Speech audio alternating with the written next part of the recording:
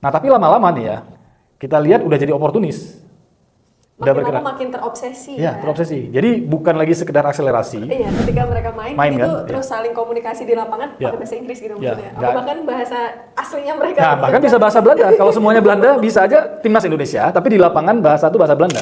Salam kritis. Halo teman-teman, tahu nggak sih kalau saat ini PSSI baru aja memberikan naturalisasi kepada 3 pemain baru nih. Dan kali ini sikap PSSI dikritik oleh salah satu anggota dewan kita. Salah satu di antara kritiknya yaitu dia menganggap kalau naturalisasi ini sudah kelewatan, bahkan bisa mengancam potensi anak negeri nih. Penasaran kayak gimana selengkapnya? Kita bahas aja langsung yuk. Halo Bang Yudi. Halo, Dita. Gimana nih kabar Apa? PSSI terbaru Bang? Yang katanya hari ini menaturalisasi lagi 3 Yes. pemain asing. Ya, jadi naturalisasi ini selalu jadi topik hangat ya. Soalnya yang sekarang ini kan sifatnya masif. Oke. Ya, kalau dulu ada, tapi ya nggak semasif ini. Nah, sekarang ini semenjak Pak Erick Thohir, ya kan, luar biasa, ya, berduyun-duyun pemain luar datang jadi warga negara kita dan secara signifikan sebenarnya cukup pendongkrak. Ya. Iya, karena kan Pak Erick bilang kalau program naturalisasi ini untuk mengakselerasi kan, Ya, ya. khususnya performa di timnas. Tapi bagus juga kan? Ya, sebenarnya kalau memang dia untuk program akselerasi, ya ini cukup bagus karena gini, Pak Erick ini pendekatannya dia top down. Jadi dia dari atas dulu. Kan pembenahan sepak bola itu bisa dari bawah, ya, dari liga, dari kelompok usia dini atau dari timnas. Ini puncak dari sepak bola kan timnas. Nah, Pak Erick ini mau pembenahannya dari atas. Makanya dia naturalisasinya jor-joran. Nah, tapi kan pada akhirnya dikritik ya. Betul. Nah, kritik ini bukan yang pertama sebenarnya. Oh, berarti sebelum-sebelumnya sudah ada kritik Ada. lain?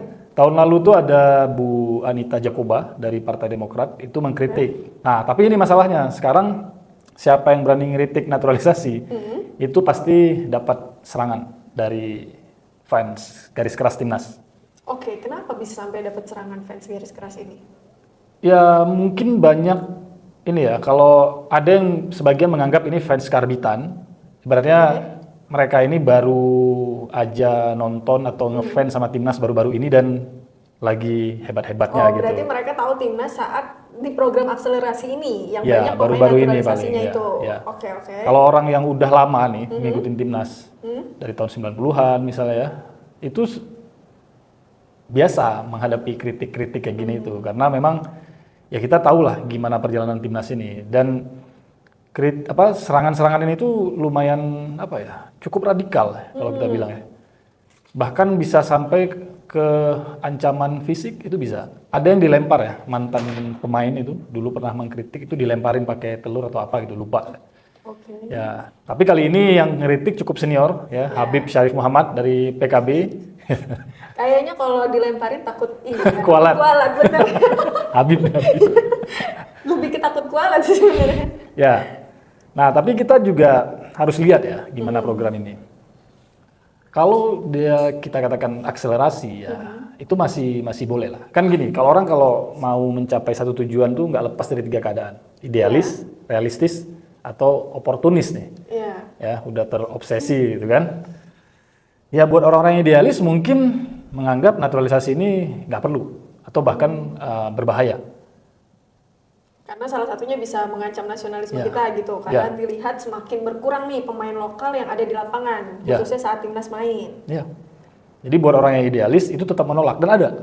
Bahkan ada salah seorang mantan pejabat itu yang sampai nulis surat tapi wah diserang habis-habisan sampai nutup akun media sosialnya gitu. Oh, diserang habis-habisannya ini sama fans garis keras tadi? Ya, netizen, fans garis kerasnya oke. gitu. Nah, yang idealis menolak total pasti ya. Gitu kan. Nah, kalau yang realistis, ini awalnya Pak Erick juga kayak gitu dan banyak orang yang suka sama ketika ada di level ini gitu, realistis. Artinya kalau kita mau dongkrak timnas, ya pemainnya harus yang bagus. Nah, ada aturan FIFA yang membolehkan naturalisasi kan digunakan lah. Jadi kalau itu realistis memang. Nah, tapi lama-lama nih ya, kita lihat udah jadi oportunis.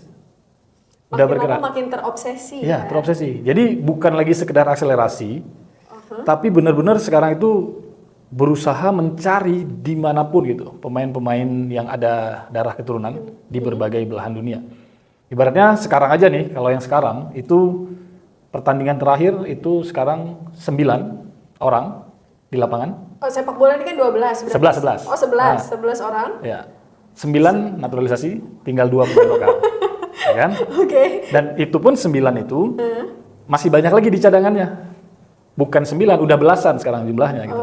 Pemain naturalisasi Ya, ini. kalau komposisinya mungkin ya kita harus cek, mungkin bisa 50-50 atau tapi di lapangan yang jelas itu udah 9 orang pemain naturalisasi dan 2 orang pemain lokal. Oh, jadi agak lucu ya ketika pemain timnas main, yang main bukan orang Indonesia gitu. Ya. Lebih ke pemain naturalisasi ini. Ya memang gini, PSSI itu kan alasannya mereka punya darah Indonesia juga. Iya. Ya kan? Jadi berhak dong mereka kalau mau membela negara nenek moyangnya. Begitulah kurang lebih gitu. Kita bisa pahami sebenarnya sampai di situ tuh bisa pahami ya. Ini realistisnya kalau mau dongkrak timnas memang kayak gini caranya gitu. Nah, sekarang karena sepertinya udah bener-bener kayak nggak cukup-cukup gitu. Ya. Semakin lama malah bukannya semakin udah semakin dicari gitu. Semakin pemain dicari. naturalisasinya Ya. ini. Dan wajar kalau sekarang akhirnya pada orang-orang mulai terusik gitu. Nasionalismenya kan. Karena kita nggak bisa bohong lah. Kalau orang tadi tuh, kalau orang yang oportunis, dia nggak peduli. Banyak pengamat bola juga banyak yang oportunis. Bahkan ada yang ngomong 11-11-nya pemain naturalisasi pun nggak masalah gitu. Kalau itu, nah kalau bagi orang yang realistis itu kan mencoba seimbang dia. Oke. Ya, oke, kita adopsi ini. Ya. Tujuan awalnya untuk mengakselerasi, Ya. akselerasinya oke sudah segini, Ya. ya berarti harus balancing dengan pemain lokal yang juga diakselerasi Ya, harusnya ya. dong. Ya karena timnas ini kan bawa nama negara, bawa nama bangsa, bawa identitas gitu. Iya. Ya kan, ada bahasa di situ, ada Iya. apa? Apa namanya? Fisiknya lah penampakannya Oke, ya. Oke. Gitu kan, itu kan membawa nama bangsa sebenarnya gitu. Ya lucu juga kalau misalnya ini timnas Indonesia, tapi 11-11-nya pemain naturalisasi misalnya, Oke. nggak ada bahasa Indonesia sama sekali di situ. ibaratnya. Iya, ketika mereka main Main itu kan? terus saling komunikasi di lapangan Ya. pakai bahasa Inggris gitu Ya, maksudnya. Atau nggak- bahkan bahasa aslinya mereka. Nah bahkan bisa bahasa Belanda. Kalau semuanya Belanda bisa aja timnas Indonesia, tapi di lapangan bahasa itu bahasa Belanda. Ini kan Oke. Oh, ini menarik kalau kita sampai lolos habis itu lawannya sama Belanda gitu ya. Kan udah banyak sindiran, termasuk salah satu media saya lupa ya, apa Reuters atau apa, gitu kan mulai menyindir gitu. Oh, maksudnya media luar negeri ini Ya di Inggris, saya lupa apa Reuters ya kalau nggak salah gitu, mulai menyindir sebaiknya Indonesia ganti nama lagi jadi Hindia Belanda gitu. Nggak mau saya balik ke zaman penjajahan kalau itu. Saya udah bersyukur nggak lahir di zaman Iya. itu soalnya. Ya memang benar kalau sampai nanti semuanya pemain Belanda nih ya, dan mereka pakai bahasa Belanda tapi timnasnya Indonesia, benderanya Indonesia, lambangnya Garuda gitu kan jadi lucu gitu. Nah, makanya orang-orang yang realistis mencoba menyeimbangkan ini gitu. Oke, kita butuh akselerasi, kita butuh memperbaiki performa timnas gitu, tapi identitas kita gimana gitu, pemain-pemain lokal kita gimana gitu kan, harus seimbang dong. Nah kalau ini memang udah mulai kita lihat arahnya mulai Ke oportunis. ya oportunis, nggak seimbang, itu udah terlalu terobsesi kita katakan. Tapi sebenarnya ada nggak sih Bang kayak misalkan potensi anak bangsa sendiri gitu kalau dikembangkan itu kemungkinan ada nggak sih? Karena kan mungkin karena ini program naturalisasi ini untuk akselerasi sehingga kita berpikirnya oke lah supaya cepet dulu nih, supaya kita naik dulu, ngeboost dulu, kita ambil dari luar. Ya. Tapi ada nggak sih kemungkinan anak lokal ini juga punya gitu loh potensi itu? Ya, kalau dibilang mungkin ya, ini bukan mungkin lagi, tapi udah ada buktinya. Oke. Itu di masanya Pak Indra Syafri. Iya, oke. Dulu dia tahu pernah dengar Evan Dimas nggak, Dita? Iya, pernah dengar. Ya kan? Eranya Evan Dimas itu tapi memang masih di level U19 gitu. Iya, usia yang bawah belum Nah, masuk timnas tapi berarti ya permainannya itu benar-benar bagus, benar-benar kayak tim Eropa, dan itu lokal full. Gitu. Cuma memang mereka masih usia muda. Dalam artian sebenarnya bakat-bakat kita tuh nggak kalah sebenarnya. Bahkan ada dulu namanya Tristan Alif pernah dipuji sama Pep Guardiola gitu, pelatih Manchester City kan. Jadi secara apa nggak kalah gitu secara ini, karena pernah ada gitu. Korea Selatan dulu kalah kok sama eranya Evan Dimas, tapi karena manajemennya dulu tuh jelek banget memang PSSI-nya. Ya akhirnya hancur nih generasi ini sekarang generasi. Tapi ada ya pasti buktinya udah ada gitu. Nah itu waktu itu pelatihnya namanya siapa Bang? Dulu Indra Syafri, ya. Tapi Indra timnas Syafri. U19 ya, bukan Iya. yang senior gitu. Oke, U19 waktu itu yang dilakukan Indra Syafri untuk menemukan Evan Dimas ini berarti dia buka kayak talent scout gitu? Iya ya, talent scout tapi dia yang nyari ke pelosok-pelosok. Bahkan dia masuk ke pelosok-pelosok desa untuk nyari pemain gitu. Pak Indra Syafri ini. Dan permainannya kalau kita lihat, ya nanti kalau ada videonya bisa ditayangin ya, itu lebih bagus daripada pemain naturalisasi sekarang. Permainan di era Evan Dimas waktu Padahal dulu. itu yang baru U19 kan? U19 ya. Cuma sayangnya gagal ini. Generasi ini gagal semua karena salah pembinaan bisa kita katakan ya.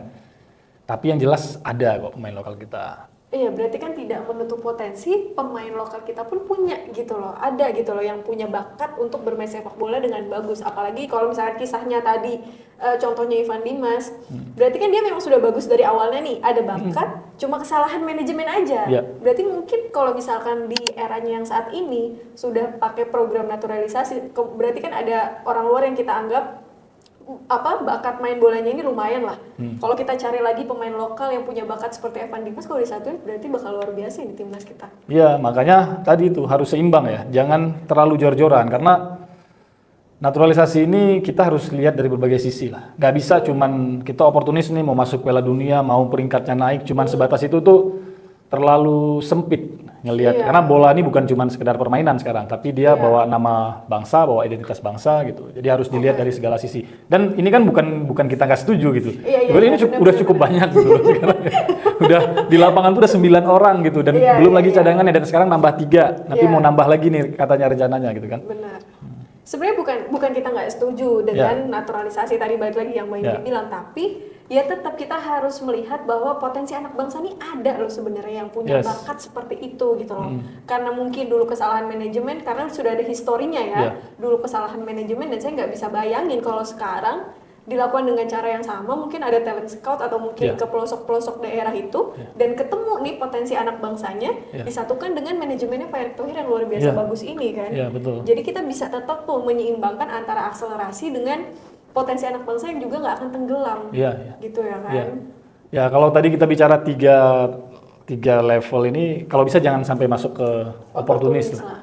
Idealisnya tetap harus ada gitu kan, realistisnya juga harus ada gitu. Jadi balancingnya di sini aja gitu. Iya, yang penting kita balance lah ya.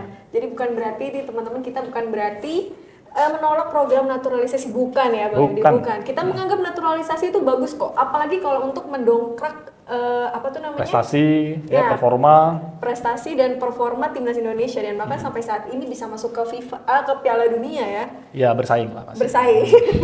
belum masuk. Belum masuk. Semoga nanti masuk. Apalagi kalau misalkan nanti ditambah ada talent scout yang dilakukan di eranya Pak siapa tadi? Indra Syafri. Pak Indra Syafri. Kalau kita menemukan junior Evan Dimas yang kalau kata Bang Yudi mainnya bagus banget, saya belum nonton soalnya. Nanti kita cariin videonya. Emang bagus banget. Ya kalau sampai ketemu yang kayak gitu pasti luar biasa bagus banget sih. Oke deh, semoga ternyata potensi timnas Indonesia ini memang luar biasa dahsyat ya. Apalagi kalau ditambah dengan balancing antara pemain lokal dan pemain naturalisasi ini. So buat teman-teman jangan lupa subscribe podcast Titik Kritis supaya kalian gak ketinggalan info-info seru lainnya. Dan jangan lupa dukung timnas Indonesia. Wajib. Ya, salam kritis. Salam kritis.